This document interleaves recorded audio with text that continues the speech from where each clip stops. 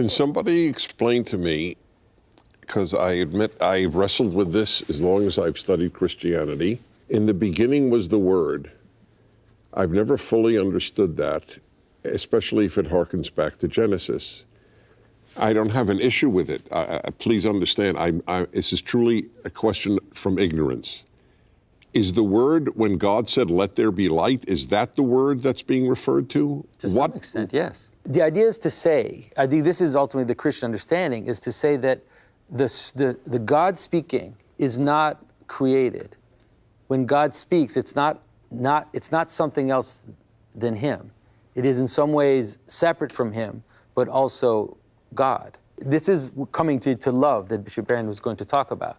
That God speaking is His own being that is speaking into the world.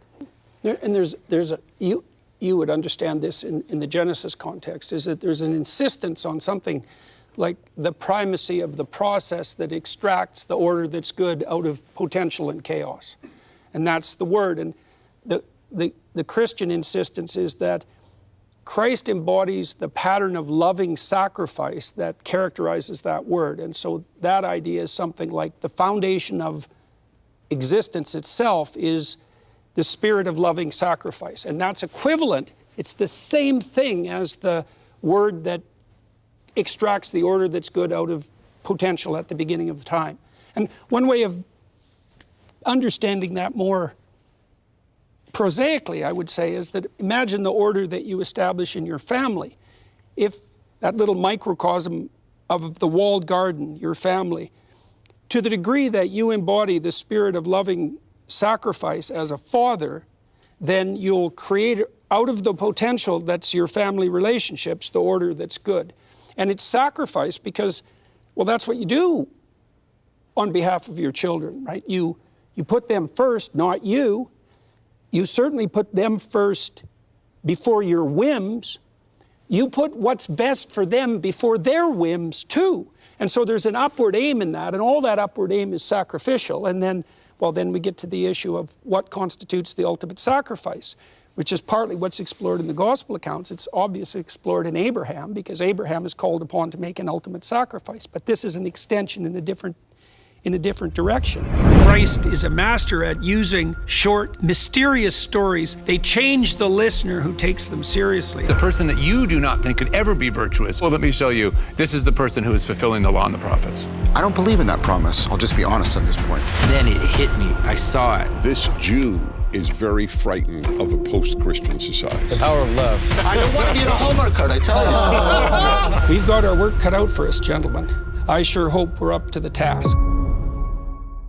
One thing I would say in response to your question is the Logos being talked about here is the interior word of the Father. So the word of creation is more of a word that goes out.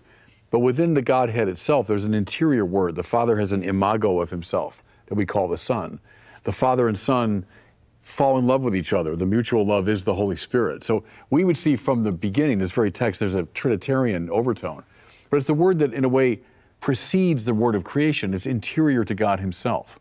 So the word was God, as it says. May I just add to that in terms of the text? There are two words here that are very difficult to translate into English. And one, of course, is logos, which can mean, obviously, word, proposition, meaning, story. I mean, the resonance of that word is very rich. But also the word that's translated as beginning, the arche, because in the Greek philosophical tradition, that word is used for God. So, and there are reasons why this should be the case, but the arche is a term which has a very powerful theological meaning within the Greek philosophical tradition. It's the first principle. It's the source of all reality. So one way of looking at this is to say, well, in the source, there was the Word. To say the Trinitarian reading, although that sounds like an absurd Christian interjection of a much later period, you could see that as making perfect sense with just these initial words. John. Yeah, I want to pick up on the fact that there's actually I call them the 4 L's about God. There's love, agape, there's logos, there's light, and life. And these are all the identity claims that are somehow circling. And I'd like to propose we slow down a little bit, because the familiarity of those terms to us, I think, is masking something more profound going on here. And if we think about all of these, they're pointing, well, to me, they're pointing to something very radical here. They're asking us to get out of a normal way in which we think about reality in terms of stable, substantial, independently existing objects. All of these are inherently relational realities. And think about how profound that is, to say that ultimate reality is inherently, ultimately relational, and that therefore a relationship to it has to be primordially a relational thing. And this is very, very hard for our way of thinking, because we have got into the mode, and for all kinds of historical reasons we don't need, of thinking of, and of that what there really is are individual things. There's no relationality. This is, of course, nominalism. All of that's in our head, and then that gives us a dualism, because the mind has the patterns, the world. There's something going on here in this language, and I want to slow down a little bit and get at, right? These terms are very familiar, and I think I understand why they're there, but their familiarity is actually in some sense problematic, because I think it's easy, like these are all nouns, and it's easy to think we're talking about 4 things. These are attempts to disclose, and all 4 of them, I feel they're playing off against each other. The relation between them is as important as any one of them. And all of them are playing off against each other and trying to call us into a new way of trying to relate to ultimate reality. And so, like when I try and, because Jesus makes these claims too. He talks about, I'm the light of the world, abundant life, all of it. And this to me, if I could hear these words again, I could get to a place where I think the idea of could have more real relevance to me. We live in metaphor. Metaphors aren't façon de parler. Like we've just begun, but I hope this discourse isn't too hard, but I hope we understand it. I hope you see my point. I hope you get what I'm saying. Like, try and say anything, right? Metaphor is not an ornament. It is part of the fundamental grammar of our cognition. And these are more than metaphors. These are metaphors that are trying to transcend themselves, and they're trying to point. And I'd like to also, I'd like to try and make sure we're not only paying attention to the text, we're paying attention to what is the mental framing, I'm trying to use a verb, that we're bringing to this text. I want this text to challenge me, and I assume that's what everybody is doing here. And so what is our stance, our orientation towards it, such that we can be appropriate to it, so we can really listen to it very deeply? It seems to me that what John is establishing extending a radically non-materialist axiom. He's trying to identify what the core phenomenon of being is. And it's in this story, it's not material. It's being itself. It's very fundamentally associated, I think, with what modern people would call consciousness, which is a complete opaque mystery in and of itself, right? John is attempting to characterize the spirit of being itself. And he's making a claim. The claim is it's embodied in Christ. It's the same as the divine principle that generated order at the beginning of time. It's apprehensible, it's foundational, and it's also the fullest expression. This isn't directly in this text, but it emerges. It's the fullest expression of the tradition that's made manifest in the Old Testament. And it emerges out of our primordial stories and announces itself as the principle of being itself. And it seems to me irrefutable that the principle of sacrifice is the basis of sophisticated psychological integrity and community. I just can't see how that cannot be true. And that's being pointed to here as well. Sacrificial love, it's something like that. But for sure, the light, the life, and the word, they are things that make other things exist.